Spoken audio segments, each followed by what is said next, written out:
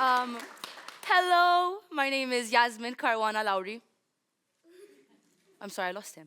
And the title of my speech is Checkmate. Oh, it started. The time started. Oh, sorry. In 1997, Gary Kasparov sit down in the concrete jungle of cities where dreams are made of, New York. He sat down to play against the beautiful person, Deep Blue.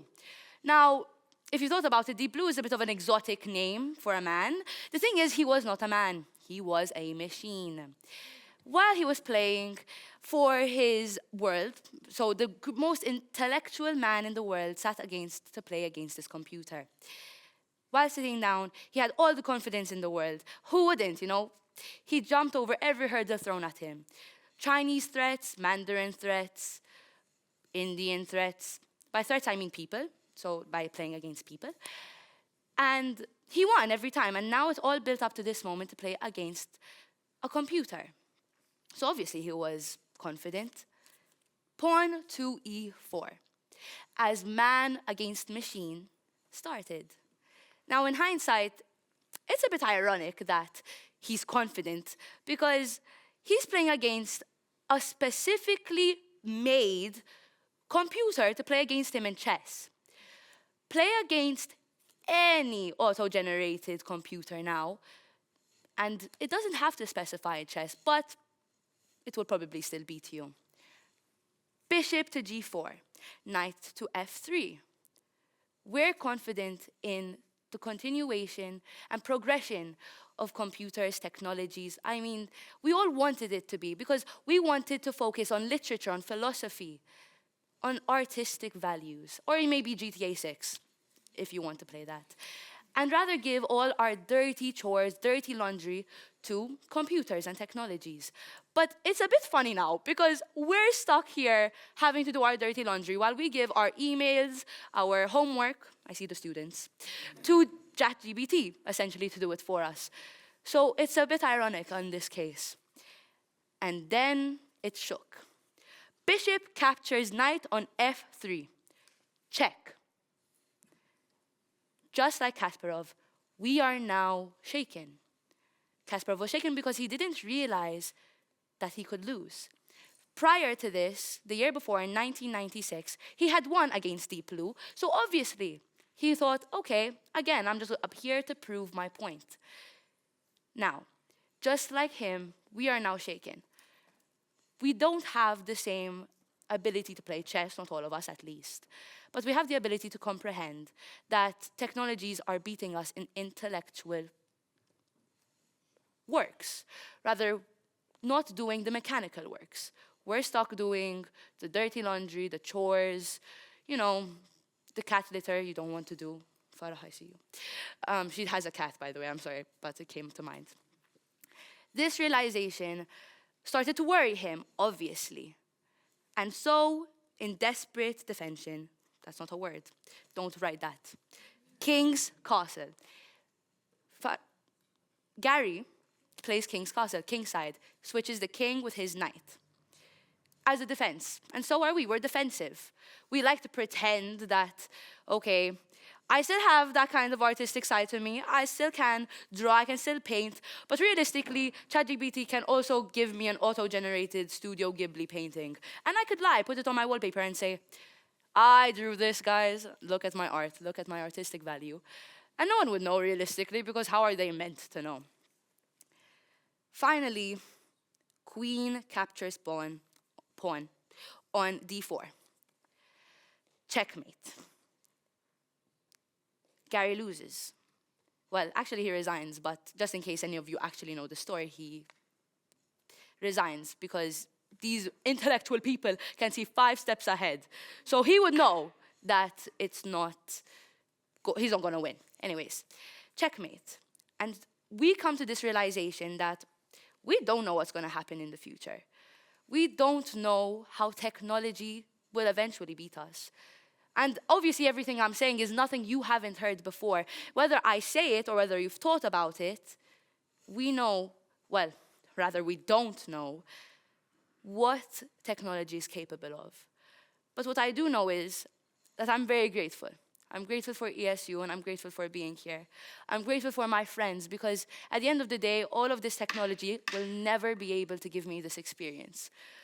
Never the experience to know about Krish's SpongeBob boxers. Never the experience to know about how much Itka makes me laugh in the room. Elisa, when she's playing Block Blast, sitting on me and we're in the hotel, and she's telling me, oh, I feel so drunk. She hasn't had anything, by the way. I could tell you all about these 40 people and how they've made me feel. And how ESU has honestly given me something that I will never be able to talk about to anyone.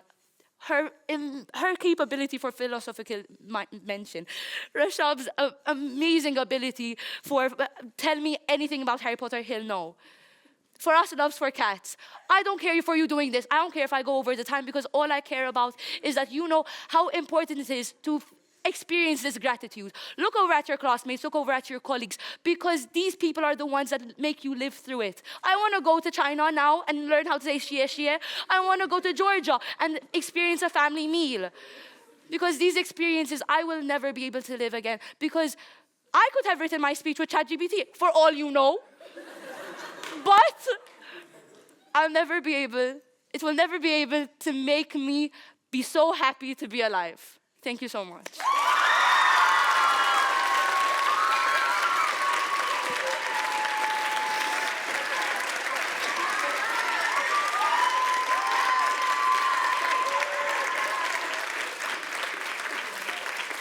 Sorry. Rapturous applause. Okay, there's a hand right at the back that I saw immediately. I love you all. Hello. I guess you can hear me. Hi. So, really well done for your speech. Thank you. I appreciate it. So, recently I was just walking down on the street in London, and I saw a person just chatting to AI, seeing what are the plans for the day, and it was like AI is his friend now. Do you not think AI is a bit of a threat, and technology is a bit of a threat to humanity? What a good question. Oh, you know what I'm scared about the questions, because there are so many smart cookies in the audience. Thank you so much for this question. I think the saddest part is that I have spoken to ChatGPT and asked it when I'm having a mental crisis, what I should do with my day. Obviously, I've realized it's a threat. And okay, this is going to be a bit of a statement, but I don't really care. Like, okay, if we have a Terminator kind of situation, it is what it is. Like, we are the ones who have engineered these amazing machines to be able to do all this. And the realization of checkmate is that we're already in it. You're not going to escape it realistically, my friend. So, the only thing that I feel as if I can do that I'm possibly capable of doing is being grateful. And it's not just me, it's the alumni, it's the mentors I've had, it's the people in the audience, it's my ORC coaches for making me laugh and making sure I get on the tube, because that is confusing. And that is all I could really do, be grateful. And I wanted to talk about like biotech, I wanted to talk about war, I would love to, but I am the kind of person who just feels a lot with my heart. And that is what I can tell you, to be grateful and appreciate your moment. You are in school, stay in school, do well. Good luck. Good luck. Thank you. Okay. Thank you. We only have time for one more question. I saw a hand on that side of the room. I'm sorry. First. Oh, okay. My friend! Sorry, he was sitting next to me. Yeah, so first of all, amazing speech that you had. So here's my question, I'll start off with this. So at first humans created AI, but then you said AI beat Garry Kasparov in the game of chess. Now AI is at a point where no human is even close to catching up with it, because it knows everything. And my question here is, what can we do to not let artificial intelligence overpower us? Ooh, ooh. Uh, Thank you for the question. Thank you so much. Can I ask your name, please? Tiberio. What? No, as in that's like a bit Okay. more. Tiberio. Thank you, my friend. Demary, thank you so much for the question. You're welcome. I don't think, really, I don't think AI can not overpower us. If you think about it, AI is so advanced. I mean, obviously, we gave it the materials to be advanced, but it can comprehend, make statistics. So I was even telling my mentor, I was telling him, but the only thing AI doesn't have is the capability to rationalize morale, philosophical debates, and stuff like that. And he told me, well, they kind of do. They kind of can. And if you think about it, they probably do, and we don't even realize it.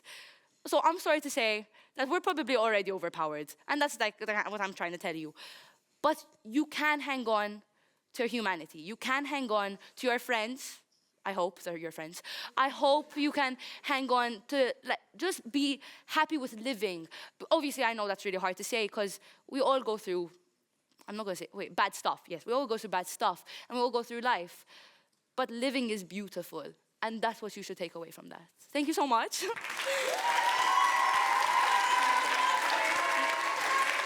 Oh, am I done?